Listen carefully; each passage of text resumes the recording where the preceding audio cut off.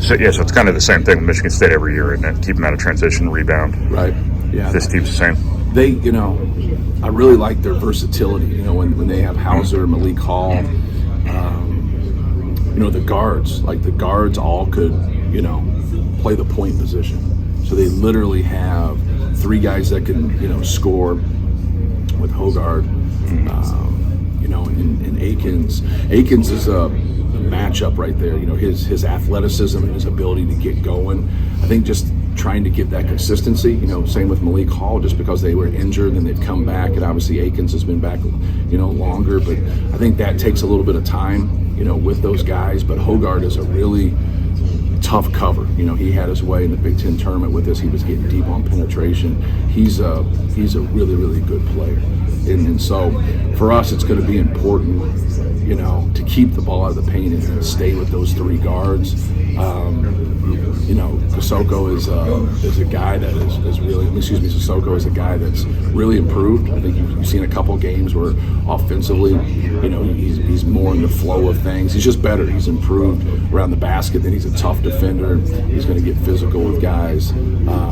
But it's interesting because I think they can play a couple different ways. They can guard a couple different ways, and I think that's going to be a real issue for us. Being able to handle their defensive pressure, just being able to handle their physicality.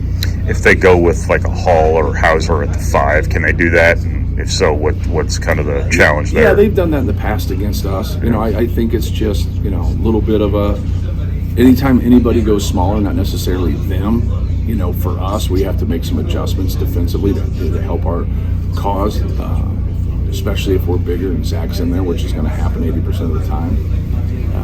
But yeah, they cause a threat when they do that. Their ability to stretch you out and shoot it and drive it. Obviously, they didn't take a lot of threes in their last game. They didn't make any threes. But we all know Malik Hall, Hauser, all those guards, can stretch you out and shoot the basketball. Can you draw any comparisons between Hogard and Pickett? I know Hogard's gets out in the open floor a little bit more, but he's that big-bodied.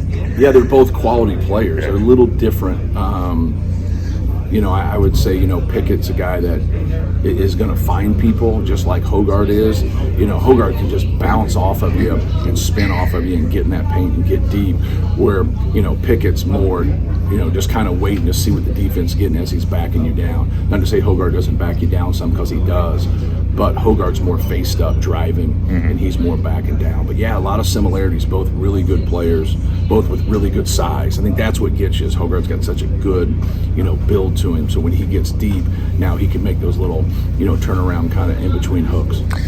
Michigan State's historically gone one-on-one in the post. Who knows what they'll do tomorrow, but right.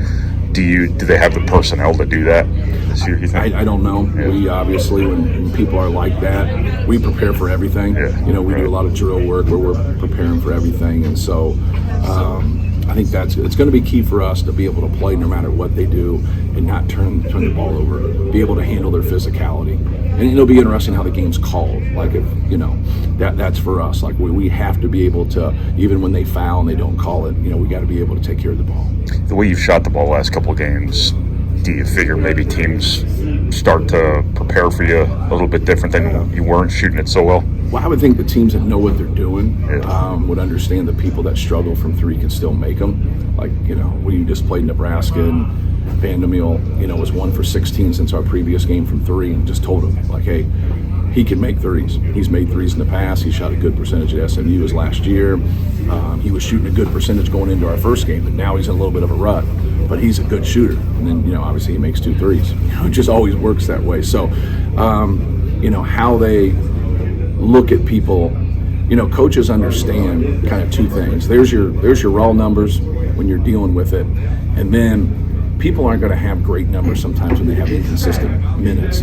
But what's your real ability? Can you shoot or not? And so, like, those guys know our players from high school, and they know our players from previous years, and they're going to be able to look at things. And even though maybe a guy's in a 4 to 5 game rut, but in the past he's really shot the ball well, they're going to treat him as a shooter.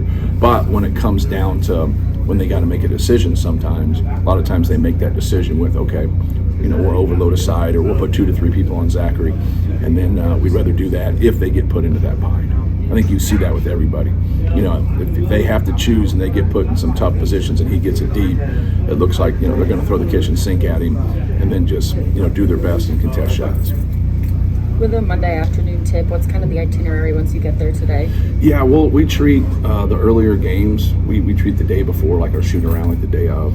So if we have a night game, you know, we'll shoot, you know, at 7 o'clock game, we'll shoot from 1:30 to 3, then have our pregame at 3. Now we won't shoot the day of the game, we'll just go over earlier. We'll shoot the day before. So our practice the day before is our shoot around, even though we'll do a little more, but not much. And then I asked Fletcher the same question, but just how important would a win be against Michigan State to kind of separate yourself a little bit with the Big Ten standings? Yeah, it'd be huge. You know, anytime you look at the standings and you're in a position, we're the only team with 1 loss, and now you can give one of those other teams with 2 losses, you know, push them to 3, especially on their home court. But that's easier said than done. You know, obviously everybody wants to win and help their cause. And then how have you kind of prepped, I know you always kind of talk about the freshmen, they have no fear, Braden and Fletcher, but have you prepped them for more of a veteran team and kind of an intense atmosphere at Michigan State? Well, we've been on the road. Like, obviously, you know, the Plester was an intense, you know, atmosphere. We've been to Nebraska, we've been to Florida State. Like, so we've had a lot of neutral games. So like we've been prepared. I understand your question. Michigan State's, you know, venue is really, really tough and it's loud, but you know, it's part of it. You know, every venue you go to in our league is pretty tough. And then my last question is just with 11 ranked teams losing on Saturday, any thoughts on that? Just the atmosphere of college basketball right now? It's just the way it is. It's just competition. That right there happens every single year, a couple weekends where it's just really hard, and it kind of shows you the parity. You know, just because someone's ranked 17th doesn't mean they're the 17th best team. Just because someone's ranked 3rd doesn't mean they're the 3rd best team. But that's your resume, and that's, if everything was played on a neutral court, you wouldn't see as much. You know what I mean? You just wouldn't. But when you got to go on the road, like sometimes it's a little bit different. It's a little bit harder. But then you see teams relax. You know, it's not who you play, it's when you play them. There's a lot of factors, a lot of variables that go into it. Michigan State's guards are really good at scoring off the dribble, shooting, scoring at the basket. How do you focus on that? Yeah, well, I think the guy that gets lost a little bit in the shuffle is like Tyson Walker, and he leads them in scoring. Like he's a really good player. He can make tough twos. He can make those pull-ups. He shot the ball well from 3. He can get to the rim. You know, people forget the numbers he put up at Northeastern before he transferred. Then it takes a year. It takes a little bit of time. That's why the guys that transfer and have 1 year, people, they don't realize you're adjusting to a new system. You're adjusting to a new league. You're adjusting with the better players around you. And but yeah, those guys are good players, man. Like Tyson Walker's ability to score. We talked about Hogarth and how good he is right there. And then Akins is the guy that, he scares me just because, he's so athletic. He's streaky from 3 if he gets going from 3. Like, so it's going to be important for us to keep them out of the paint. But the 2 things, like we talk about Michigan State, is like if they get what they want on the glass and they get what they want in transition, you're in trouble. Now, if you can stop them in transition, you can stop them on the glass. Doesn't guarantee a win, it just guarantees you got a chance. And if you don't do the other things, you don't have a chance. So that's just kind of life on the road and, life going against, a really good team, really good program. How have you guys been so effective limiting runs this year? Really doesn't feel like any team's really put on, they'll get to 6, but they won't extend it 10. Right. Just trying to play the right way, taking good shots, playing together, staying together. I think staying together when shots aren't going is important, because that's when the runs are going to happen, right? That's when things are going to happen. If they're not scoring and you're not scoring, you're kind of at that stalemate. So just trying to concentrate on doing our jobs, not trying to figure out anything in theory, just, keeping guys off the glass, just not beating ourselves more than anything.